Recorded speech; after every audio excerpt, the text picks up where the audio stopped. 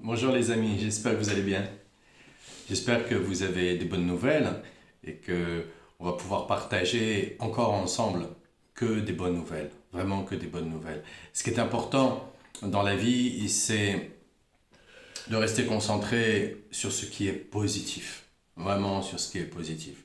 Le reste, ça déborde, il y en a plein partout, on a suffisamment de possibilités de reconnaître ce négatif.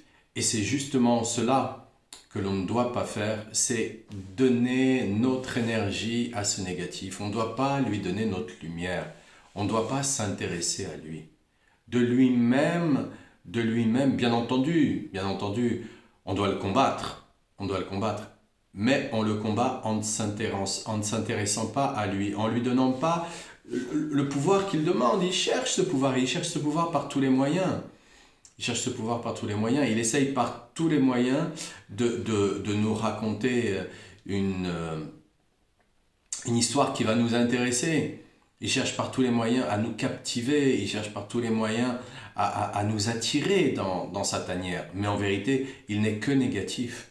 Parce que si on voit véritablement comment ça se passe, si on sait véritablement, si on regarde bien les choses, on voit bien que ça n'a servi à rien, par exemple, de voter. Par exemple, rien que le fait de voter. Voilà. Ça a servi à quoi? Est-ce que ça a changé? Est-ce que ça a fait évoluer le monde? Est-ce que le monde est beaucoup plus en paix?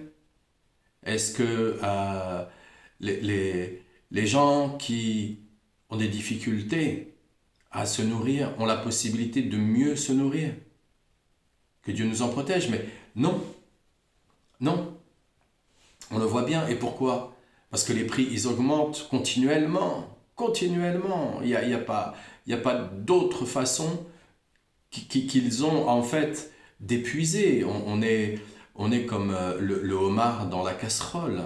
Voilà, on a pénétré dans la casserole, elle était froide, et puis petit à petit, eh bien, ça bout, ça bout, ça bout, ça bout, ça bout, et forcément, le monde là, il est cuit, il est totalement cuit. Qu'est-ce qu'on fait? On invente quoi? On va vers où? Le bien-être social, est-ce qu'on en parle? Est-ce que c'est la priorité véritablement? Est-ce qu'il laisse toutes les autres choses et il s'occupe véritablement de la priorité qui est le bien-être social, qui est la paix, justement? Est-ce qu'il s'occupe véritablement?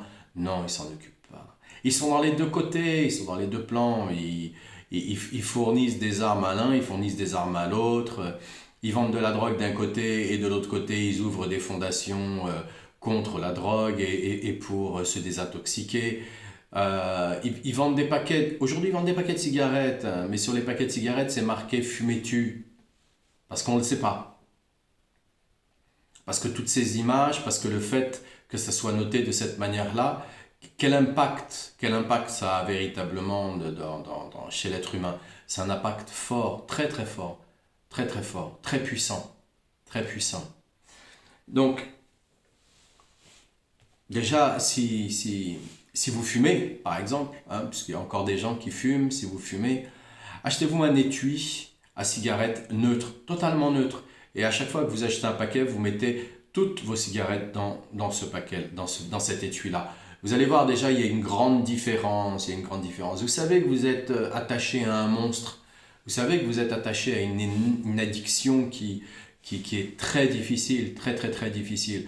Elle est sur le point, sur le plan physique déjà, même si son sevrage reste relativement rapide, une semaine de sevrage. Mais par contre, il y a 6 mois à 1 an sur le plan physique où on a des résurgences, où ça remonte. On a des envies, on a des douleurs, on ressent plus de stress, on est plus nerveux. Pourquoi? Parce qu'on a conditionné, on s'est conditionné, on s'est programmé d'une certaine façon. Voilà. On s'est programmé d'une certaine façon et de cette façon-là, eh bien, on avait toujours une cigarette en se programmant de cette façon-là. Maintenant, sur le plan psychologique, mais c'est beaucoup plus long. C'est beaucoup plus long.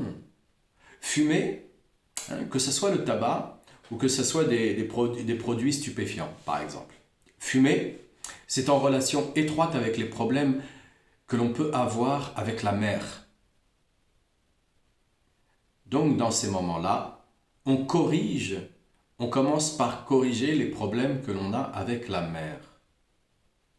Quels sont les problèmes que l'on a avec la mère, avec sa mère, avec son intérieur, avec le féminin, euh, avec le fait de savoir lâcher prise, savoir mettre le contrôle de côté par certains moments, être patient. C'est la mère. La mère, la mère quand elle a un enfant dans son ventre, elle est en gestation, elle attend, elle doit patienter. Elle doit patienter. Elle sait qu'il est là, mais elle doit patienter pour pouvoir le voir. Elle doit patienter 9 mois. Donc elle a beaucoup de patience en vérité. Quand on dit que les femmes n'ont pas de patience, c'est faux, c'est totalement faux. Les femmes ont une grande patience. Mais tout ça, c'est des formes pensées très très très négatives qui ont été immiscées dans la population pour que les gens le croient. Voilà. Et aujourd'hui, les gens le croient. Voilà, les gens. Et ce à quoi vous allez croire, forcément, ça existe. Forcément, c'est là. Forcément. Donc, Rabbi Nachman, dans la Torah 5, parce qu'il y a tellement de choses à parler dans la Torah 5, c'est vrai, à chaque fois que je découvre avec vous les passages, eh bien, ça déclenche, ça déclenche beaucoup d'informations. Beaucoup d'informations, et donc je vous les partage dans cette étude. Voilà, c'est comme ça que je fais en quelque sorte. En quelque sorte. Et donc, on s'était arrêté, car tu as porté atteinte à la moelle de ton cerveau. Et à ce propos, il est dit dans les Proverbes 2, verset 19, tous ceux qui pénètrent dans le domaine de l'impureté n'en reviendront pas et n'accéderont pas au sentier de vie. Qu'est-ce qu'il voulait nous dire là, rien que dans cette phrase? Et vous voyez déjà, hier, on a vraiment été dans cette phrase. Mais qu'est-ce qu'il veut nous dire dans cette phrase? Il veut nous parler de quoi? Il veut nous dire, mais parce que tu vas être dans l'impureté, tu vas pas pouvoir accéder au sentier de vie. Ben non, on peut pas. C'est comme si vous êtes invité à un mariage. Et tout le monde, bien entendu, tout le monde va s'apprêter. Tout le monde va être propre, tout le monde va être bien habillé, tout le monde va s'apprêter pour pouvoir aller au mariage. Mais vous, non. Vous décidez d'aller au mariage alors que vous avez fait de la mécanique, que vous êtes rempli d'huile du pied à la tête et vous décidez d'aller au... Mais il n'y a personne qui va vous laisser rentrer. Voilà, ben c'est ça l'impureté quelque part. L'impureté quelque part, c'est ça. On ne peut pas vous laisser rentrer. Alors, physiquement, quand on voit les gens, c'est difficile parfois de savoir si la personne, elle est propre ou pas propre. On ne peut pas savoir, c'est pas l'habit extérieur qui dit si la personne, elle est propre ou elle n'est pas propre. Mais dès qu'on est dans un domaine spirituel, dès qu'on est en présence du tzaddik, il le voit, il le voit. On le porte sur nous. La plus petite impureté visuelle que l'on a pu faire, on la porte sur nous. On est de la lumière. Donc à un moment donné, il y a un point qui n'est pas lumineux. Alors imaginez les personnes qui ne cessent de mal parler, d'écouter des choses totalement déplacées, de regarder des choses déplacées, de lire des choses déplacées. Bref, les gens qui vivent dans l'impureté. Imaginez l'état de fait. Il n'y a plus vraiment de lumière. Puis c'est morcelé même parfois. Carrément c'est morcelé. Donc c'est pour ça qu'on appelle ça des monstres. Parce qu'on ne sait plus de quelle manière ils sont. On ne sait plus les reconnaître. On n'en sait plus. On ne sait plus rien du tout là. On est noyé dans un questionnement, car dès lors, c'est faire partie de ceux qui sont accolés au domaine de la mort, synonyme de levain. Et c'est amener l'ange Gabriel à planter le roseau de la rigueur dans la mer de la sagesse. S'il va planter le roseau de la rigueur dans la mer de la sagesse, c'est parce qu'à un moment donné, il dit, mais vous dépassez les bornes, vous allez trop loin, vous allez beaucoup trop loin. Eux, les anges, ils sont parfaits. Ils sont parfaits. Donc, ils connaissent la Torah par cœur, ils l'appliquent par cœur. Ils vivent Torah. Donc, s'ils plantent le roseau de la rigueur dans la mer de sagesse, c'est pour dire non, c'est pas possible. Il faut à un moment donné, un repère. C'est un repère, ce roseau. C'est un repère qui dit non. Par le passé, qu'est-ce qu'on avait? Moi je sais que j'avais mes parents ou mes grands-parents qui, eux, me disaient, mais non, c'est pas comme ça qu'on fait, voilà, c'est de cette manière-là qu'on fait. Voilà, tu sais, dans la vie, si par exemple, ils me disaient, dans la vie, ils m'obligeaient pas à être poli, à dire bonjour, merci, au revoir. C'était une expression, il s'exprimait d'une certaine manière qui faisait que naturellement, on le remarquait, que là, on n'avait pas dit bonjour, on n'avait pas dit au revoir, on n'avait pas dit merci. On le remarquait. Parce que ils étaient là pour nous dire, mais tu sais, dans la vie, les individus qui sont polis, c'est des individus qui sont bien mieux acceptés. Alors c'est un début, c'est pas une fin. Je prends cet exemple-là, mais des exemples, il y en a d'autres encore que la politesse en elle-même. Il y a la bienveillance, il y a l'écoute, il y a le fait de ne pas croire que ce que l'on pense, c'est la vérité absolue. Non. Rabbi Nachman, il est là justement pour nous montrer, pour nous dire, mais attends, c'est le tzaddik Yesod Olam. Il est né avant Adam Arishon. Son âme, elle est née avant Adam Arishon. Donc, qu'est-ce qu'on a face à Rabbi Nachman? Qu'est-ce qu'on a face à lui? On a une lumière qui est tellement pure que, bien entendu, c'est un microscope. C'est un microscope à je ne sais combien de milliers de pourcentages pour aller voir le plus petit truc qui n'est pas encore corrigé chez nous. Et pourtant, il nous dit, viens comme tu es. Pourtant, il nous dit, t'es tordu, tu sais pas, tu fais n'importe quoi, t'es en addiction, t'es malade, tu connais pas, t'es juif, t'es pas juif. Viens comme tu es. Viens comme tu es. Regardez à quel point la lumière, elle est miséricorde. À quel point la lumière, elle est amour.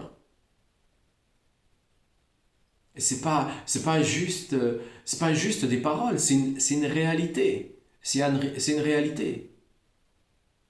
Quand on vient par exemple à Rosh Hashanah, à Ouman, on ressent un climat familial à un niveau que aujourd'hui au XXIe siècle, ça s'est perdu. Ça s'est perdu. Parce que dans ce climat familial du XXIe siècle, il y a tellement de choses que les gens amènent qui ne devraient pas amener, qui devraient laisser ça dehors. On n'a que faire. On n'a que faire de ce qui se passe du côté obscur et de comment ils essayent de nous arnaquer, en fait, parce qu'ils nous arnaquent. Et on leur laisse la possibilité de nous arnaquer, quoi. Donc quand on vient à Ouman, à Rosh Hashanah, on va ressentir une telle énergie et on est avec le tzaddik. Et on va ressentir une telle énergie que on est comme ça. Et c'est très bien. Et on va pas essayer d'aller vers un chemin qui nous apporte pas, qui nous nourrit pas. Parce que Rabbi Nachman, il nous nourrit, il nous apporte. Quoi que l'on ait, qui que l'on ait, quoi que l'on fasse. Des chemins, Hachem, il m'a envoyé dans des chemins, c'est des chemins où on n'imagine même pas. Même pas. Il y a des endroits où Hachem m'a envoyé, où, comme on dit, l'homme blanc n'a jamais mis les pieds. Et, et autant dans cette matérialité, dans cette réalité, que dans les mondes spirituels. Il y a des endroits où Hachem m'a envoyé, mais ces endroits-là, ils sortent totalement. On ne peut pas l'imaginer, c'est inimaginable. De toute façon, j'ai une imagination qui n'est pas... Est-ce qu'elle est, quoi? Est-ce qu'elle est? C'est pas le truc sur lequel j'ai travaillé. Il y a beaucoup de choses sur lesquelles j'ai pas du tout travaillé. Pas du tout travaillé. Et l'imagination en fait partie. Voilà, j'ai fait exprès de ne pas travailler là-dessus pour ne pas donner de l'énergie à ce monde et à cette façon de vivre dans ce monde. Je n'ai surtout pas voulu aller dans ce sens-là. Et c'est ce qu'il nous dit. Donc quand l'ange Gabriel il plante le roseau de la rigueur dans la mer de sagesse, il dit mais stop, vous ne pouvez pas, c'est pas possible. Là, vous pouvez pas dépasser ça. Vous pouvez pas dépasser. C'est parce qu'on a porté atteinte à l'esprit que des pensées étrangères se sont implantées dans la mer de notre sagesse, et si notre esprit était resté intact, nous n'aurions pas assisté à une dispute entre les justes. Voilà, tout simplement. Tout simplement. Et je vous assure, je ne le lis pas avant, je le découvre avec vous au fur et à mesure. Je fais ça, comme on dit, one shot. Voilà, vous voyez la vidéo, derrière c'est toujours pareil, je ne mets pas de décor, j'ai pas, comment dire, connaissance pour pouvoir mettre un décor derrière. Donc le décor, il est ce qu'il est, c'est des tableaux. Vous êtes ici dans mon cabinet. Donc je le fais vraiment avec vous, je le lis, mais avec vous en direct. En direct, si je puis dire. Hein. Et voilà, voilà, qu'est-ce qu'on avait à être présent à ce moment-là? Pourquoi? Par exemple, alors pourquoi? Bon là, il nous parle des justes, d'accord? Il nous parle des tzadiks, d'accord? Mais par exemple, quand on allume la télé ou quand on allume un ordinateur et qu'on va voilà, sur YouTube, qu'est-ce qu'on a à faire de savoir que il s'est passé un meurtre à l'autre bout du monde? On est de la police? On est des spécialistes, on fait partie des spécialistes. On n'a rien à faire de ça. Mais ils en rabâchent. Pourquoi? Parce que ça fait de l'argent, ça fait du papier, aujourd'hui c'est du numérique. Comme on dit, c'est du numéraire.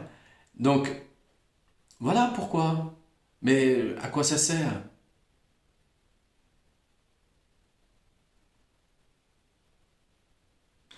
En effet, cette dispute n'a éclaté que pour notre bien, pour que nous revenions de la mort à la vie, du levain au pain non levé, du chet au hé, pour que nous abandonnions les craintes erronées, la voie et les sagesses défectueuses, que nous revenions à la crainte adéquate à la voie de la sagesse véritable. C'est exactement comme lorsqu'on vit de la rigueur. Lorsqu'on vit de la rigueur, c'est comme si on allait écouter deux tzaddik en train de se disputer. Et là, à ce moment-là, on arrive et on est surpris par la discussion qu'ils sont en train d'avoir. On se dit, tiens, ils sont en train de se disputer, comment ça se fait, pourquoi, et ceci et cela. En vérité, ils sont en train de parler de nous, comme il le dit. Eh bien, c'est exactement comme ça la rigueur.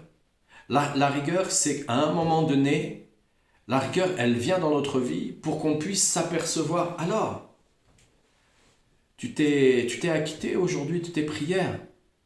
Tu as fait Eid Bodedout. Tu as fait une misva. Tu as pratiqué aujourd'hui. Tu t'es dépassé. Si tu n'as pas fait tout ça, tu t'es arrêté à un moment donné, tu as demandé pardon, tu as dit ah, je suis trop accroché avec ces trucs-là, avec ce que je fais, avec ça et ceci et cela. Je suis trop dans un sac de nœuds, je ne sais pas comment faire, je demande pardon. Je te demande pardon Hachem, je demande pardon à tous les sadikim de ce que je vis là. Aidez-moi, je vais essayer de faire un effort. C'est pas dit que j'y arrive, mais je vais essayer quand même. La rigueur, elle s'amoindrit forcément. On se dit, tiens, c'est un petit peu comme un enfant qui viendrait à casser quelque chose, et là il s'arrête, et il ne sait pas, il est stupéfait, il ne sait même pas dire encore pardon, donc il est stupéfait. Il est stupéfait, et là on lui dit non, c'est pas grave mon chéri, c'est pas grave, mais fais attention la prochaine fois, sois plus prudent, voilà, et puis on va lui apprendre à être plus prudent, à être plus concentré, on va lui apprendre. Mais nous, là, au stade où on est, même si on a des barbes blanches, parfois on est des enfants. Et quand on commence à se considérer comme quelqu'un de très grand, parce qu'on connaît des choses, parce qu'on sait des choses, parce qu'on a appris des choses, parce qu'on a vécu des choses, mais c'est là où justement on fait des fautes. C'est là où justement on est dans des sagesses défectueuses. C'est là où justement où on se trompe. Est-ce que depuis que l'on fait tout ce que l'on fait là, sur la terre, que ça soit dans les religions, les chemins des religions, que ça soit dans la spiritualité, que ça soit dans le judaïsme, que ça soit dans la politique, que ça soit dans la santé, que ça soit dans le commercial, est-ce que véritablement,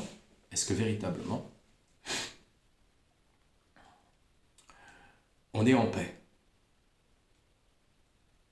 Est-ce que véritablement tout le monde mange à sa faim? Est-ce que on a arrêté de mettre les prix et de les augmenter tous les ans en nous parlant d'inflation? Est-ce qu'on a arrêté?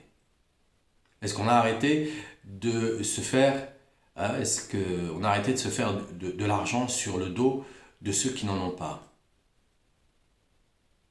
Est-ce qu'on a arrêté de faire une compétition à celui qui aura le plus d'argent, le plus de pouvoir et autres?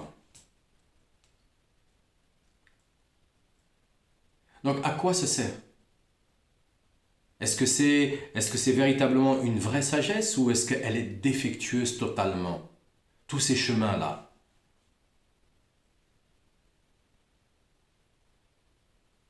Donc, pourquoi on continue? Parce qu'on est accro. On est totalement en addiction. On est attaché à des monstres invisibles et on n'imagine même pas qu'on est attaché à des monstres invisibles. C'est que dans les moments où l'angoisse elle monte, la tension elle monte, le stress comme ils disent, parce que il faut bien essayer d'expliquer quelque chose qu'ils ne voient pas. Et comme ils ne le voient pas, ils ont mis ça dans la panière du stress.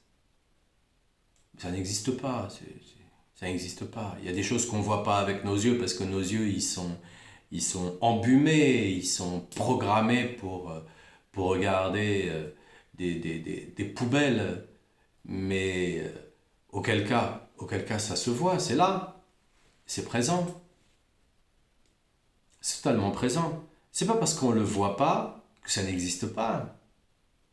C'est pas aussi parce qu'on n'y croit pas que ça n'existe pas. L'aïmouna, c'est pas croire. L'aïmouna, c'est supérieur à la croyance. L'aïmouna, c'est une conviction profonde.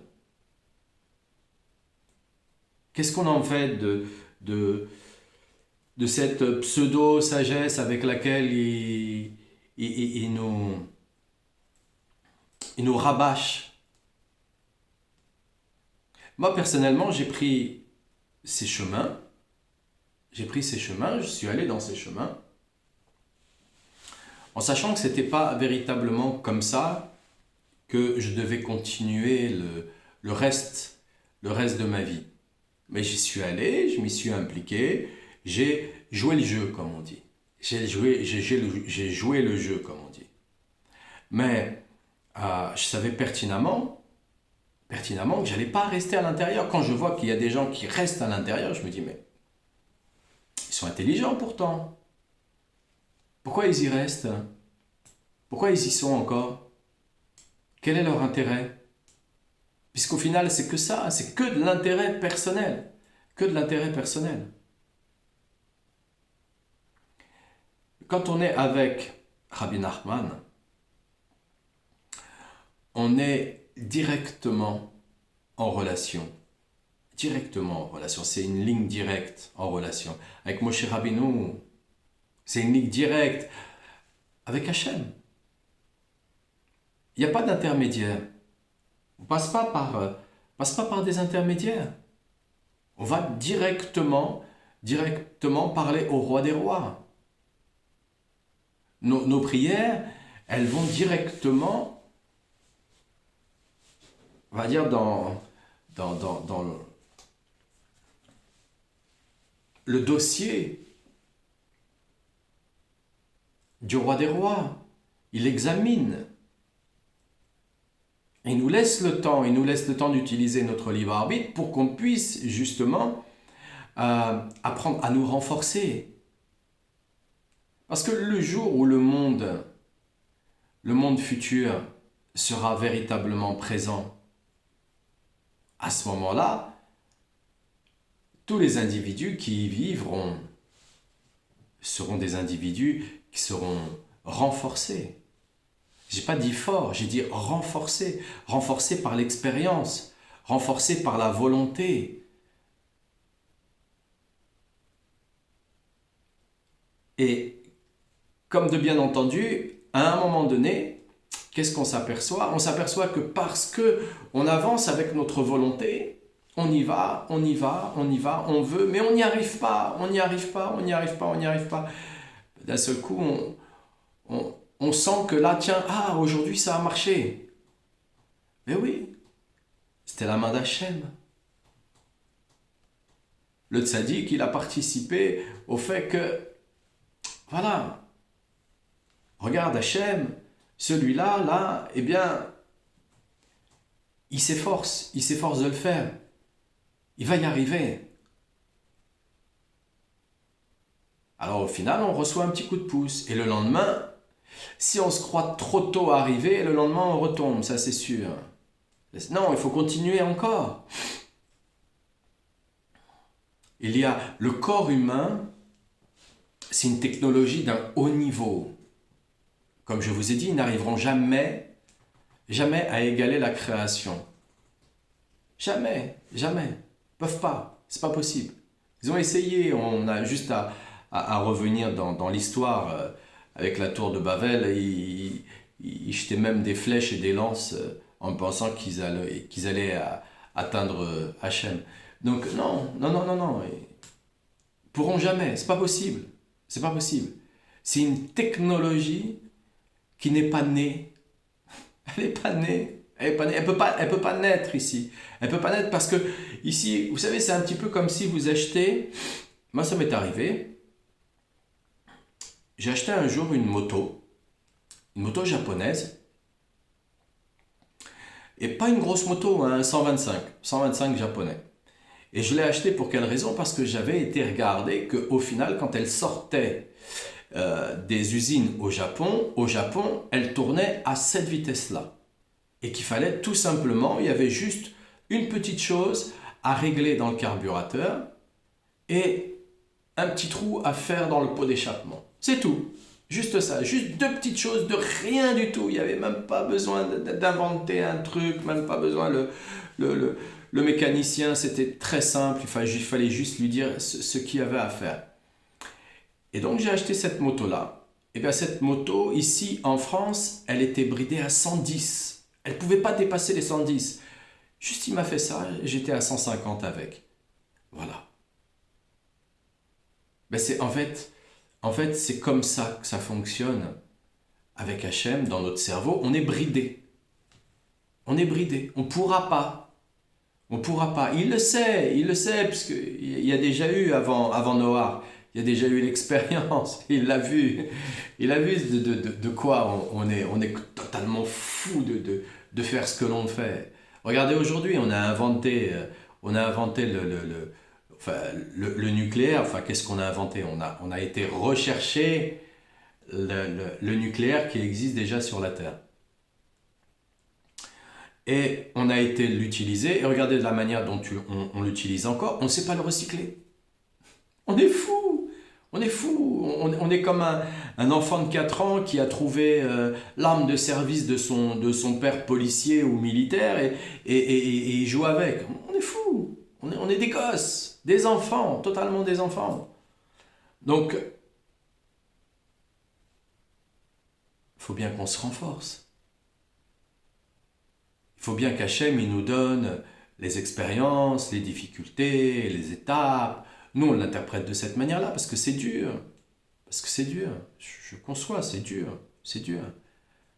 Des fois, quand vous êtes dans la prière, et moi, des fois, quand je suis dans la prière, j'ai l'impression d'être au fond de la mine en train de pousser des wagons tellement c'est dur, c'est lourd. C'est lourd. Mais j'ai compris, si je peux m'exprimer ainsi, une chose, c'est que il n'y a que la persévérance et la patience qui payent. Le reste, c'est un feu d'artifice. C'est joli. Ah ouais, c'est super joli. Mais ça reste pas, c'est pas quelque chose qui reste. C'est pas quelque chose qui reste. Voilà les amis, voilà ce que j'avais à vous partager dans l'étude sur la voie de la sagesse véritable. La voie véritable, la parole véritable. Juste parler un peu de soi avec sincérité, avec honnêteté. Chacun son niveau, mais ce qui est le plus important, c'est que on puisse être en paix. On puisse être en paix. Le shalom, il a besoin d'être propagé. On en a marre de leur pseudo-vérité, de leur pseudo-savoir, de leur pseudo-connaissance. Et qui en fait, c'est enlever l'argent, enlever l'or, enlever les diamants, enlever les choses précieuses. Demain, vous voyez, il n'y a plus rien. Ils n'ont plus rien. Ils disent, non, moi, je connais rien, non. Non, je connais rien. Non, je connais rien. Non, non. Ils enlèvent tout, c'est terminé, parce qu'en fait, c'est que basé sur le pouvoir. Ils veulent de l'argent pour avoir du pouvoir, le pouvoir pour avoir du sexe, et le sexe pour manger, parce que ça donne faim après. Voilà, parce qu'ils ont des dépenses d'énergie. Et puis bah forcément, la fanfaronnade, la fanfaronnade. Des feux d'artifice, juste des feux d'artifice. Alors je vous dis à demain les amis, portez-vous bien, que des bonnes nouvelles. Au revoir.